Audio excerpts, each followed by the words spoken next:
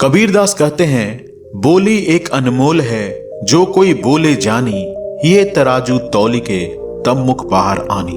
यदि आप सही तरीके से बोलना जानते हैं तो बोली एक बहुत अनमोल रत्न है। इसे व्यर्थ नहीं गंवाना चाहिए और हर शब्द हृदय के तराजू में तौलकर ही मुंह से बाहर लाना चाहिए।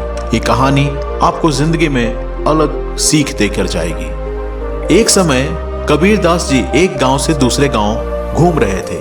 एक गांव में कबीरदास जी रुके तो गांव के लोगों ने कहा, आपके आने के बाद हमारे गांव में सब कुछ अच्छा हो गया है, खुशी का वातावरण है, लेकिन हमारे गांव में एक ही समस्या है। यहाँ एक वेश्या रहती है और उसकी वजह से पूरा माहौल खराब सा हो गया है। हम सभी ने उस वेश्या से निवेदन किया कि या तो अपना काम बंद कर दो या फिर इस गांव से चली जाओ, लेकिन वह नहीं मानी।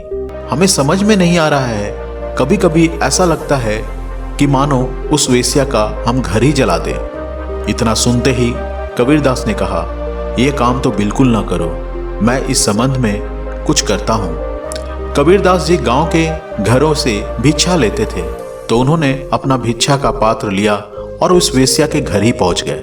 कबीरदास जी का व्यक्तित्व तो बहुत ही आकर्षक था और वाणी तो इतनी मीठी कि कोई भी प्रभावित हो जाए। वेश्या ने जैसे ही दरवाजा खोला, घर के बाहर एक फकीर खड़ा था। उसने कहा, आप क्या चाहते हैं? कबीरदास जी कहते हैं, क्या दे सकती हो मुझे?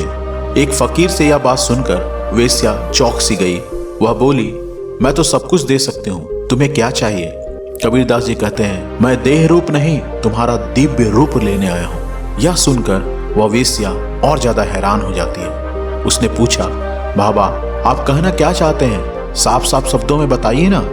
कबीरदास जी ने कहा, हमारी बाहरी देह के भीतर एक दिव्य आत्मा है। देवी, कभी उस दिव्य रूप का भी आनंद ले लिया करो, बाहरी देह का मोह छूट जाएगा। क्या तुम मुझे दिव्य रूप की भिक्षा दे सकती हो?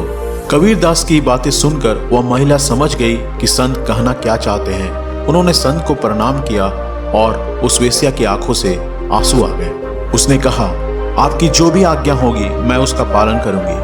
आज से देह व्यापार बंद, और आप कहेंगे तो मैं इस गांव को छोड़कर चली भी जाऊंगी।